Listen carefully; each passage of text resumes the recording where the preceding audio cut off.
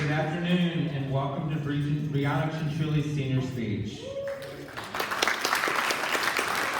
I did that, sorry. I did that happen? Alright. Sorry. Please welcome Bri's parents, Kevin and Vanessa Cianciulli. Her twin sister, Ava. So, when I asked her first to meet with Bri about her speech topic, I was sure she would come to me and say it was something about K-pop. I've had so many conversations with Bri about K-pop. Stools in the ceramic studio are painted wood by Bri with K-pop themes. Planned trips and broken hearts when COVID shut down the music festivals. Bri is the more astute fan of K-pop. Between the Cianciulli twins, sorry about that. Surely she would do her speech on K-pop, right? Well, as you can see, this is not a speech about K-pop. I was surprised. However, having experienced a sort of watershed moment with Bri on the sophomore retreat, I shouldn't have been surprised at all. I had already known Bri as someone with clear vision. During our one-on-one advisory meetings, she always came to me with a plan. Every detail was hashed out. The academic Bri was strong and confident. She was sure about her academic plans. That watershed moment on that retreat I witnessed was a young girl coming into her own, personally. I saw her girl who was beginning to really recognize her individual identity. She was starting to see herself with confidence. This wasn't K-pop Bri. This was a D&D assassin capable of performing a 4d6 plus 14 attack with a short sword and great precision. This was a mature woman whose balances life between work and her family business at Edible Arrangements and her work at Prep. It should not come as any surprise to any of us when you see Bri's willingness to challenge a Eurocentric standard of beauty as she carves out her place in the world on the topic of hair. Please welcome Brianna Cianciulli to the podium.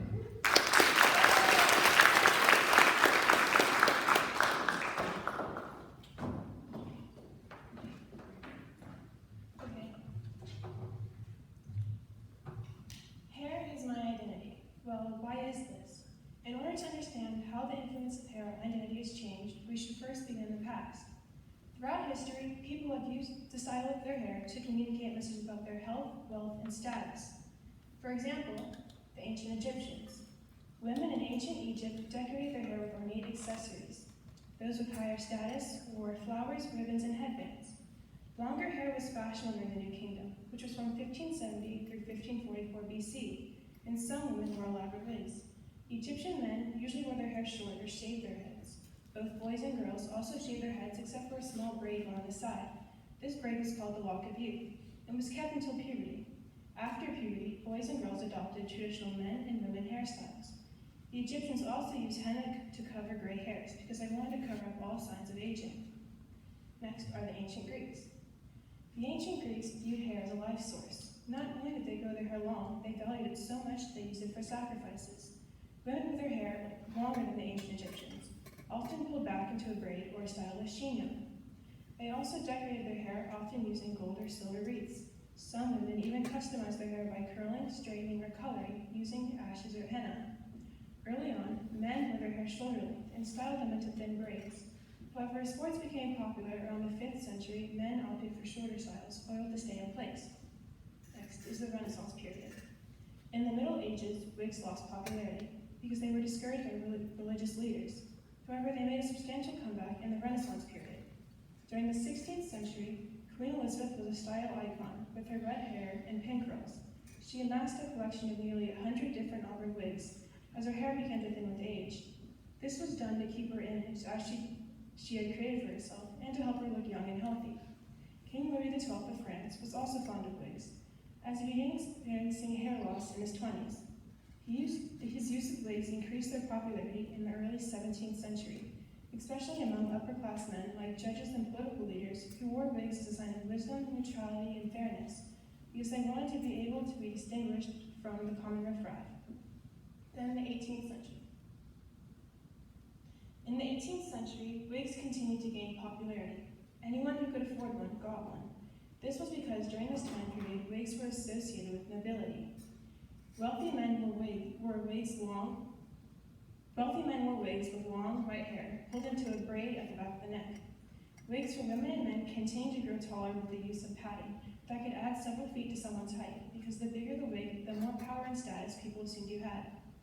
Men with means, basically upper-class men, might include gold wreaths in their style, whereas women in the upper rank of society created extravagant scenes by putting model furniture, small musical instruments, and even live birds and bird cages in their hair. However, today, quote, hair is the one part of the body that we can change whenever we want.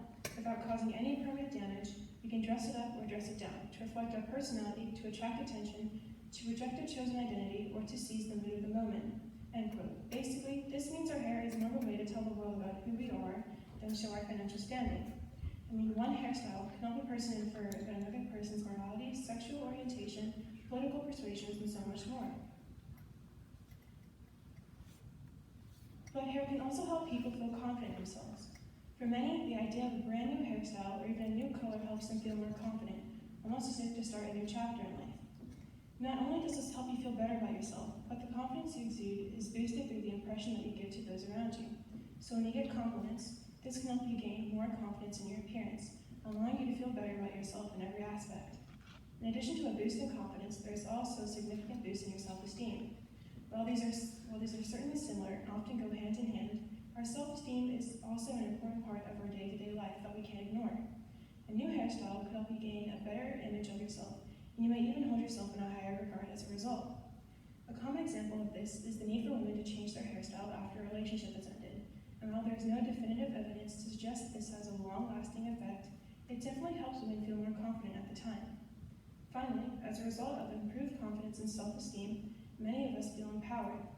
By matching the style of your hair to suit your face-shaping style, or simply creating a look that you're happy with, you will be more likely to compliment your own appearance. This newfound confidence can be very empowering for both men and women as they begin to take on new opportunities. In every aspect of life, there are many elements that cannot be controlled. Therefore, the idea of having complete control over your hair and styling it can be empowering. So, I pose the question, what does your hair mean to you, and how does it help you shape your identity to some of my classmates? Brianna said, my hair is crazy. Honestly, it kind of represents my personality. It's totally all over the place, but when I need it to look good or be managed, it falls into place. It's a pain sometimes, but in the end, I love it. Next is Lucas.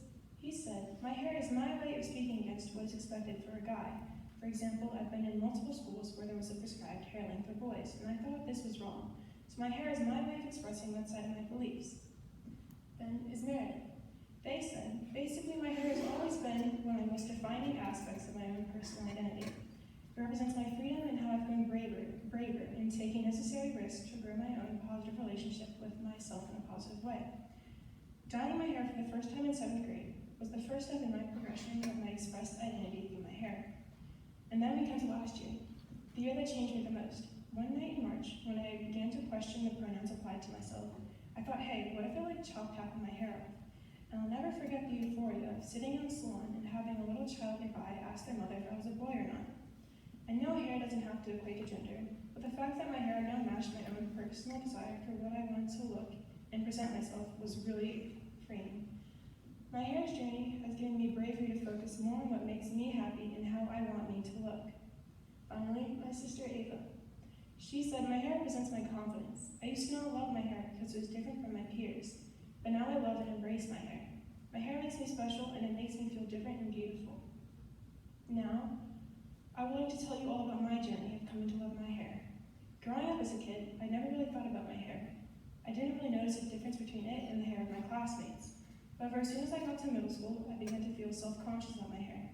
This probably had to do with the fact that none of my classmates had hair like mine. Even the TV shows I grew up on didn't picture young girls with thick, poofy hair. This made me feel different, and at this age, this is the last feeling anyone wants to have, because all you want to do is fit in. So, as I got into 6th grade, against my mom's wishes, I got my hair straightened, and I felt like a new person. I guess you could say I finally felt beautiful and confident. Now I look back on this and realize just how messed up this was, but this is how I felt at the time. Soon after I got my hair straightened, I always asked my parents if I could get my hair done, even if there was no special occasion. My mom said no, because she was insistent that my hair was beautiful just the way it was, and that there was no reason to change it. So I decided to throw in a mess of curls. into a ponytail. For the next 3 years, that was how I would wear it, because I absolutely hated my hair the most when it was out. Now, I'm just starting out my freshman year of high school. My friends could tell you, throughout these 4 years, I've had 3 very distinct hairstyles. Ponytail, the 2 braids, now finally letting my hair be out freely. It took me a long time to finally get to the way I style my hair now. So, I won't really say much about how I thought in my first 2 years of high school, because I felt the same way I did in middle school. I hated my hair. But in my junior year of high school, my mom gave me an ultimatum. And for the record, I'm so happy that she did. But she told me that I'd either start to slowly wear my hair out more often during my senior year, or I'd cut it all off completely. At this point, I was already starting to feel more confident with myself in my hair. So I was like, why not give it a shot? Because no one she'll make me cut it off if I at least try, right? So the first week of senior year, guess what I did? Well, I wore it in a ponytail. Because every morning I'd say, I'll do it the next day. And I think starting in the middle of the second week of school, I finally wore it out. And I got compliments, which surprised me. But I have forever to be thankful for, because those compliments pushed me to wear my hair out the next day and the next, and so on. Now, I don't feel as confident as I usually would have if my hair isn't out. I'm not me without my big poofy hair, because I would be and feel just like everyone else if I didn't have this one aspect of myself. It makes me feel confident and beautiful. And even though this journey was long and hard, I'm glad I took this path and didn't beg my mom to permanently let me straighten my hair, as if she didn't let me do that anyway. So, if there's anything I would like for you to take away from my speech, is knowing that you are perfect just the way you are. I know this may sound cheesy, but it's true. You don't have to change yourself for anyone. And if someone tries to make you change, well, they're not worth having around. So just be you, your true, unique self. And now I would like to say my thank yous. Mr. Miller, thank you for being the best advisor ever, and allowing me to vent to you on my toughest days, and always supporting me in my decisions, and being a great friend. Mom, I hope you're happy. I mentioned you in my speech. Seriously, Mom and Dad, I wouldn't be here without you. Thank you for always pushing me to stay on the right path. And if I ever did veer from it, thank you for pulling me right back. And I guess I should thank you to Ava too. So thanks, I guess, for always being a great friend. Finally, I would like to thank my friends for helping me to be who I am today. Thank you.